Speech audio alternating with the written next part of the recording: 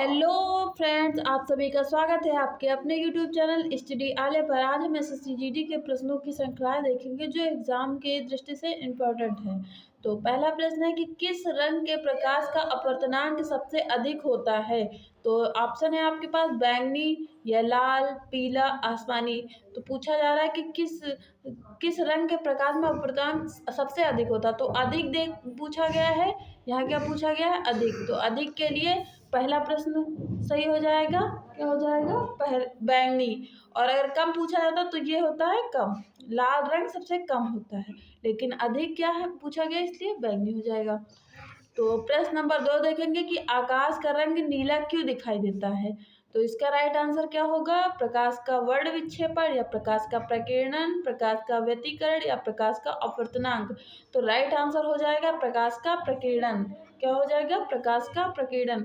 अब हम प्रश्न नंबर 3 देखेंगे कि पूर्ण आंतरिक परावर्तन का उदाहरण है। पूर्ण आंतरिक परावर्तन का उदाहरण होगा। तो ऑप्शन है आपके पास हीरे का चमकना, रेगिस्तान में मरीचिका का बनना या कांच में आई दरार का चमकना। उपयुक्त सभी। तो ये पूर्ण आंतरिक परावर्तन के ये तीनों ही उदाहरण है, इसलिए इसका राइट आंसर हो जाएगा उपयुक्त सभी। चलिए अब प्रश्न नंबर 4 देखेंगे कि वाहनों की हेडलाइट में किस दर्पण का उपयोग किया जाता है। वाहनों की लाइट में अवतल दर्पण या समावतल दर्पण, उत्तल दर्पण या साधारण दर्पण। तो इसका राइट आंसर हो जाएगा अवतल दर्पण, यानी ऑप्शन ए। चलिए अब प्रश्न नंबर देखेंगे 5 कि वाहनों में पीछे का दृश्य देखने के लिए चालक की सीट के पास किस दर्पण का उपयोग किया जाता है।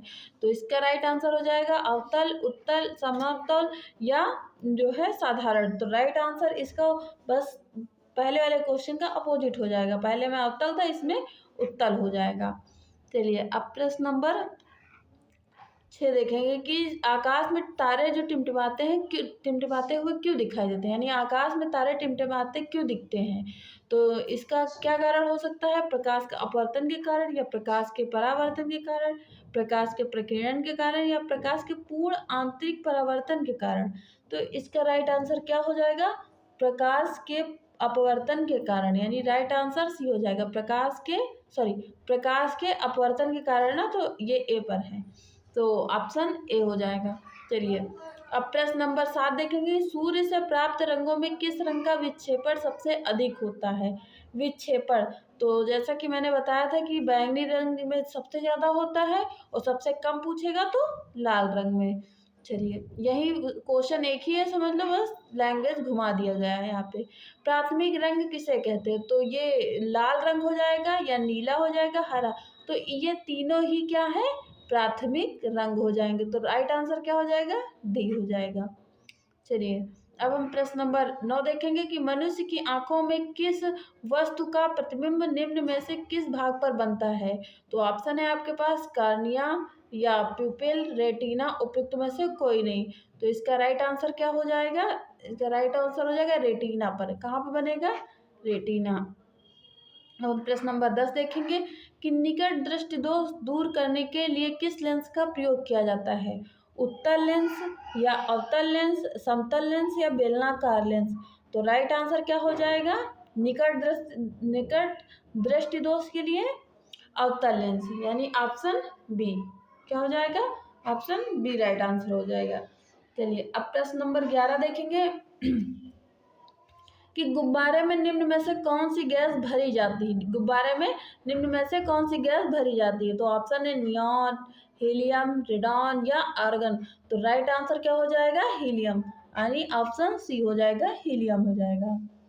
चलिए अब प्रश्न नंबर 12 देखेंगे। 12 क्या कह रहा है कि फोटोग्राफी में प्रयुक्त हाइपोविलियन का रासायनिक नाम क्या है। यहाँ फोटोग्राफी में जो विलियन का प्रयोग होता है हाइपोविलियन, उसका रासायनिक नाम पूछा गया। तो ऑप्शन है सिल्वर ब्रोमाइड, सोडियम थायोसल्फेट या सोडियम सिलिकेट या कैल्शियम कार्बोनेट।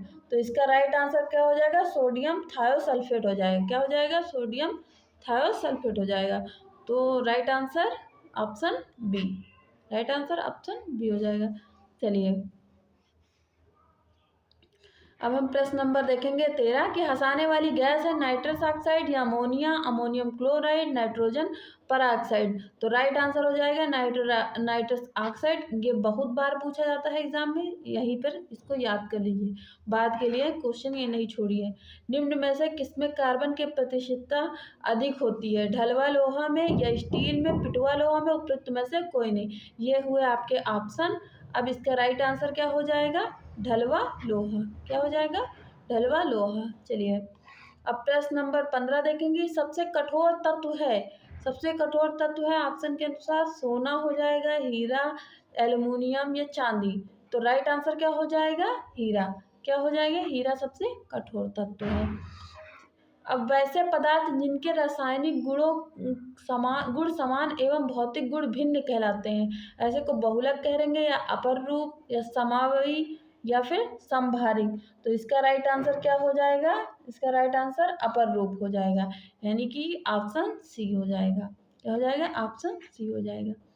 चलिए अब हम प्रश्न नंबर देखेंगे 17। पेंसिल बनाने में प्रयुक्त कार्बन है, यानी जो पेंसिल की नोक होती है वो क्या है? ग्रेफाइट है या टीन है, हीरा है या लेड है। तो राइट आंसर क्या हो जाएगा? ग्रेफाइट। क्या हो जाएगा? ऑप्शन ए हो जाएगा। ग्रेफाइट लगा होता है पेंसिलों में। एक ही अणु सूत्र वाले विभिन्न यौगिकों को कहा जाता है। एक ही अणु सूत्र वाले जो यौगिक होते हैं उन्हें क्या कहा जाता है? तो अपर रूप कहा जाता है, संभारिक कहा जाता है। तो इसमें इसके दो ही ऑप्शन दिए गए हैं, तो इसका राइट आंसर क्या हो जाएगा? समावयवी। यानी इसका ऑप्शन लिखा नहीं गया, तो हम इसका राइट आंसर यहाँ लिख देंगे समावयवी। समावयवी, ठीक है। इसका राइट आंसर ये हो जाएगा। कंफ्यूज नहीं होना, यहीं पे याद कर लीजिए। ऑप्शन में नहीं है तो कोई बात नहीं, कोई दिक्कत की बात नहीं है। चलिए अब हम 19 देखेंगे प्रश्न नंबर कि हीरा एवं ग्रेफाइट है, समावयवी है या कार्बन के अपर रूप है, समस्थानिक या धातु है। तो इसका राइट आंसर 19 का क्या हो जाएगा आप सभी का? कार्बन के अपर रूप है, यानी राइट आंसर ऑप्शन बी हो जाएगा। क्या हो जाएगा? बी हो जाएगा। चलिए अब प्रश्न नंबर 20 देखेंगे। प्रश्न नंबर 20 देखेंगे कि प्राकृतिक रबड़ किसका बहुलक है? प्राकृतिक रबड़ किसका बहुलक है? ऑप्शन है नियोप्रीन का, आइसोप्रीन का या थाइकाल का या नायलॉन का। तो राइट आंसर हो जाएगा आइसोप्रीन का। किसका हो जाएगा? आइसोप्रीन का, प्रीन का हो जाएगा। चलिए अब प्रश्न नंबर 21 देखेंगे। अब एक कोशिकीय जंतु अमीबा एवं युग्लिना को किस संघ के अंतर्गत रखा गया है? जो एक कोशिकीय जंतु होता है, यानी अमीबा एवं युग्लिना एक कोशिकीय जंतु है, ये किस संघ के अंतर्गत रखा जाता है? पोरीफेरा या सिलेडेरा, एम्फीबिया या प्रोटोजेवा। तो इसका राइट आंसर क्या हो जाएगा? ऑप्शन डी हो जाएगा, यानी अमीबा और जो पैरामीशियम है ये किसके अंतर्गत आएगा? या प्रोटोजोआ के अंतर्गत आएगा। ऑप्शन डी राइट आंसर हो जाएगा। चलिए मेंढक में श्वसन किस अंग द्वारा होता है? तो मेंढक श्वसन कैसे करता है? त्वचा द्वारा करता है, क्लोमों द्वारा या फेफड़ों द्वारा, इन तीनों द्वारा। तो राइट आंसर हो जाएगा इन तीनों द्वारा, यानी कि मेंढक 3 तरह से सांस ले सकता है, श्वसन क्रिया कर सकता है। अब हम प्रश्न नंबर 23 देखेंगे कि निम्न में से वास्तविक मछली है, यानी स्टार फिश लिखा है, तो क्या वो मछली हो सकती है? तो ये गलत है। राइट आंसर फ्रिटल स्टार, ये भी नहीं। हिप्पोकैम्पस, ये भी नहीं। सी कंकबर। तो राइट आंसर सी हो जाएगा। हिप्पोकैम्पस क्या है? एक वास्तविक मछली है। चलिए अब मेंढक किस वर्ग का जंतु है? तो आस्टिक खतीज या एम्फीबिया, सरीसृप, कांड्री खतीज। तो इसका राइट आंसर क्या हो जाएगा? 24 का राइट आंसर एम्फीबिया हो जाएगा, यानी कि ऑप्शन बी राइट आंसर हो जाएगा। प्रश्न नंबर 25 देखेंगे कि स्तनियों का हृदय कितने कोष्ठ का होता है? स्तनियों का हृदय, तो जो हमारे हृदय होते हैं स्तनधारियों में, तो वो कैसे होते हैं मानव में? 2 जोड़ी होते हैं या 3 या 4 या 5। तो कितने जोड़ी हृदय होते हैं कोष्ठ में? तो इसका राइट आंसर हो जाएगा 4। कितने होते हैं? 4। जिसमें से दायां अलिंद, दायां निलय, फिर बायां अलिंद, बायां निलय हो जाएगा। तो 4 भाग हो गए। फिर स्तनधारी वर्ग में रक्त का सबसे अधिक तापमान किस जंतु में पाया जाता है? यानी सबसे ज़्यादा अधिक रक्त किस में पाया जाएगा तापमान की अधिकता?